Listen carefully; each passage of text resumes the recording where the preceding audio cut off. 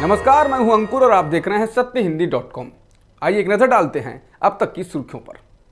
PM Modi आज मंगलवार को गुजरात के मोरबी में होंगे। मोरबी जाने से पहले उन्होंने बीती देर रात यानी घटना के 24 घंटे बाद गांधीनगर में हाई लेवल मीटिंग की। प्रधानमंत्री को मोरबी हादसे के बाद जारी बचाव और राहत कार्यों के बारे में जानकारी दी गई। मोदी मोरबी में इस प्रकरण को कैसे पेश करेंगे, इस पर सबकी नजर है।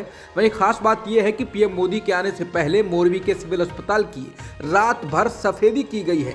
यहां सस्पेंशन ब्रिज गिरने के पीड़ितों को भर्ती कराया गया है। कांग्रेस और आम आदमी पार्टी ने आरोप लगाया है कि प्रधानमंत्री की अच्छी तस्वीरों के लिए सभी इंतजाम किए जा रहे हैं। कांग्रेस ने कहा कि मोदी मोरबी के सिविल अस्पताल जाएंगे, उससे पहले वहां रंगारंग पुताई का काम चल रहा है। चमचमाती टाइल्स लगाई जा रही हैं। पीएम मोदी की तस्वीर में कोई कमी ना रहे, इसका सारा प्रबंध हो रहा है। इन्हें शर्म नहीं आती, इतने लोग मर गए और ये इवेंटबाजी में लगे हैं। बता दें, पहले कहा गया था कि मोदी कल ही मोरबी जाएंगे, लेकिन पीएम मोदी ने कल अपना कोई कार्यक्रम रद्द नहीं किया और कार्यक्रमों में पहुंचे। लेकिन मोरबी जाने के लिए अगला दिन रखा गया है। तब तक अस्पताल को भी चमकाने का समय मिल गया। गुजरात में कल बुधवार को एक दिन के राजकीय शोक की घोषणा की गई है। राज्य सरकार ने कहा है कि मोरबी हादसे में मारे गए लोगों को श्रद्धांजलि देने के लिए इस शोक की घोषणा की गई है। इस बीच घटनास्थल पर बचाव और राहत कार्य जारी है। मोरबी में रविवार शाम को केबल वाला झूलतो पुल गिरने से काफी लोग माछू नदी में गिर गए। सरकारी तौर पर मरने वालों की तादाद 134 बताई गई। कुछ मीडिया रिपोर्ट्स में संख्या 141 बताई जा रही है। कुछ लापता लोगों की तलाश अभी भी जारी है। पुलिस ने इस मामले में 9 लोगों को गिरफ्तार किया है, लेकिन गिरफ्तार लोग ओरेबा कंपनी के कर्मचारी हैं, जिनकी ड्यूटी झूलतो पुल पर लगाई गई थी। अभी ओरेबा के मुख्य ठेकेदार को गिरफ्तार नहीं किया गया है। सीपीएम का आरोप है कि मुख्य ओरेबा ठेकेदार बीजेपी और आरएसएस से जुड़ा हुआ है, इसलिए उसे बचाया जा रहा है। मोरबी नगर पालिका के मुख्य अधिकारी संदीप सिंह झाला ने कहा कि शहर स्थित ओरेबा समूह को पुल के नवीनीकरण और संचालन का ठेका दिया गया था, जिसको पुल निर्माण या मरम्मत का कोई अनुभव नहीं है। गुजरात के मोरबी में हुए हादसे पर सुप्रीम कोर्ट सुनवाई को तैयार हो गया है। सुप्रीम कोर्ट 14 नवंबर को इस मामले की सुनवाई करेगा। इस संबंध में मंगलवार को एक याचिका दायर कर न्यायिक आयोग से जांच की मांग की गई थी। सुप्रीम कोर्ट ने इस याचिका को स्वीकार करते हुए सुनवाई का निर्देश दिया है। एडवोकेट विशाल तिवारी की पीआईएल में मोरबी पुल ढहने की घटना की जांच के लिए सुप्रीम कोर्ट के रिटायर्ड जज की देखरेख में एक न्यायिक आयोग नियुक्त करने का निर्देश देने की मांग की गई है। पीआईएल में पर्यावरण के नजरिए से और सुरक्षा तय करने के लिए पुराने और जोखिम भरे स्मारकों और पुलों के जोखिम का सर्वे कराने और मूल्यांकन करने के लिए राज्य सरकारों को निर्देश देने की मांग की गई है। पीआईएल में राज्य सरकारों को ये निर्देश देने की भी मांग की गई है कि वो अपने अपने राज्यों में निर्माण घटना जांच विभाग का गठन करें, ताकि जब भी ऐसी घटनाएं हो तो तुरंत जांच की जा सके। याचिका में कहा गया है कि ऐसे विभाग की ये भी जिम्मेदारी हो कि वो किसी भी सार्वजनिक निर्माण की गुणवत्ता और सुरक्षा के बारे में आकलन और पूछताछ करें। दिल्ली के मुख्यमंत्री अरविंद केजरीवाल ने आज मीडिया के जरिए गुजरात के मोरबी में हुए पुल हादसे के लिए जिम्मेदार कंपनी को बचाए जाने का आरोप लगाया। केजरीवाल ने कहा कि मोरबी हादसा बहुत बड़े भ्रष्टाचार का नतीजा है। उन्होंने सवाल पूछा कि घड़ी बनाने वाली कंपनी को पुल बनाने का ठेका कैसे दिया गया।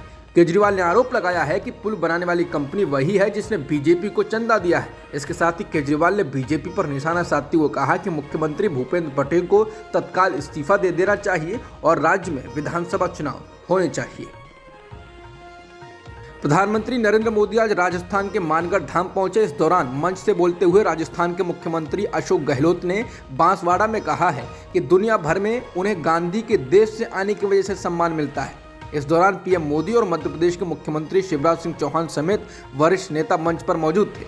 गहलोत ने कहा कि हमारा देश इस समय दुनिया भर में इतिहास बना रहा है। इस पर कुछ कहने की जरूरत नहीं है, क्योंकि दुनिया में हमारे मुल्क का इस समय जो मान सम्मान है वो कहां से कहां पहुंच गया है। कहां हम गुलामी की जंजीरों में जकड़े हुए थे, हम यहां इसी पर बातचीत कर रहे हैं और अब देश कहां पहुंच गया है। गहलोत ने कहा कि पीएम मोदी जब विदेश जाते हैं तो उन्हें कितना सम्मान मिलता है। ये सम्मान क्यों मिलता है? ये सम्मान इसलिए मिलता है क्योंकि नरेंद्र मोदी जी उस देश के प्रधानमंत्री हैं जो गांधी का देश है, जहां लोकतंत्र की जड़ें मजबूत हैं, गहरी हैं और जहां 76 साल बाद भी लोकतंत्र जिंदा रहा है। जब दुनिया को इस बात का एहसास होता है तो उन्हें गर्व होता है कि ऐसे देश के प्रधानमंत्री मोदी जी उनके यहाँ आ रहे हैं। प्रधानमंत्री नरेंद्र मोदी ने राजस्थान के बांसवाड़ा जिले में आदिवासियों के प्रमुख तीर्थ स्थल मानगढ़ धाम को राष्ट्रीय स्मारक का दर्जा दिया।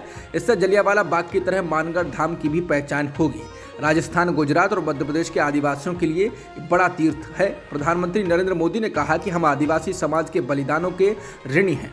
प्रकृति से लेकर पर्यावरण तक, संस्कृति से लेकर परंपराओं तक को सहेजा है। आज समय है कि देश इस ऋण के लिए, इस योगदान के लिए आदिवासी समाज की सेवा कर उनका धन्यवाद करें। राहुल गांधी भारत जोड़ो यात्रा पर अभी तेलंगाना में हैं। इस दौरान राहुल गांधी ने मंगलवार को भारत जोड़ो यात्रा के दौरान तेलंगाना में रोहित वेमुला की मां राधिका वेमुला से मुलाकात की। मालूम हो कि वेमुला ने साल 2016 में कथित रूप से प्रताड़ित किए जाने के बाद हैदराबाद यूनिवर्सिटी में आत्महत्या कर ली थी, जिसके बाद बड़े स्तर पर विरोध प्रदर्शन हुए थे।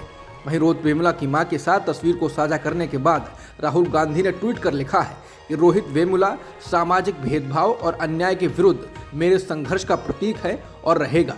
रोहित की माताजी से मिलकर यात्रा के लक्ष्य की ओर बढ़ रहे कदमों को नया साहस और मन को नई शक्ति मिली।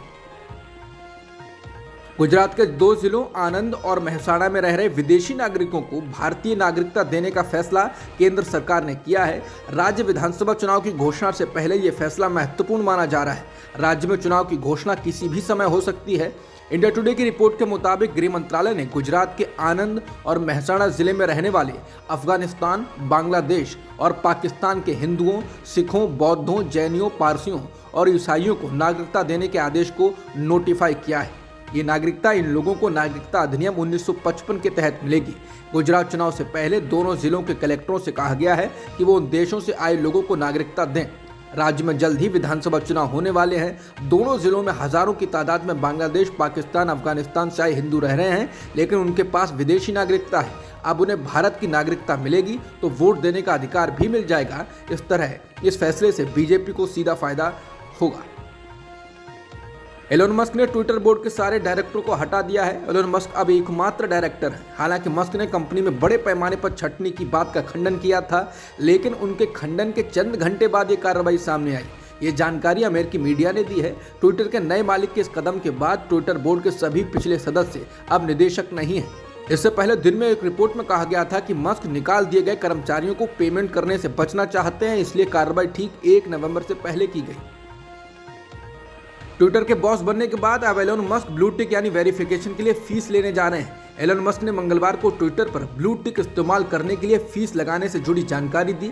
दरअसल अमेरिकी लेखक स्टीवन किंग ने इन्हीं खबरों पर टिप्पणी करते हुए ट्वीट किया, मुझे ब्लू टिक के लिए हर महीने $20 की राशि खर्च करनी होगी। इसकी जगह उन्हें हमें पैसे देने चाहिए। अगर इसे अमल में लाया गया तो मैं यहाँ से एनरॉन की तरह चला जाऊंगा। इस पर जवाब देते हुए एलन मस्क ने कहा कि हमें अपने बिल भी भरने होते हैं। ट्विटर सिर्फ विज्ञापन दाताओं के भरोसे नहीं चल सकता। क्या $8 की राशि ठीक रहेगी? मस्क ने दूसरे ट्वीट में लिखा, मैं इस कदम को अमल में लाने से पहले इसकी वजहों को विस्तार से बताऊंगा। ट्रोल और बॉट्स को हराने का यही एकमात्र तरीका है। अब तक की खबरों में इतना ही। बाकी खबरों के लिए बने रहिए सत्यहिंदी.com के साथ।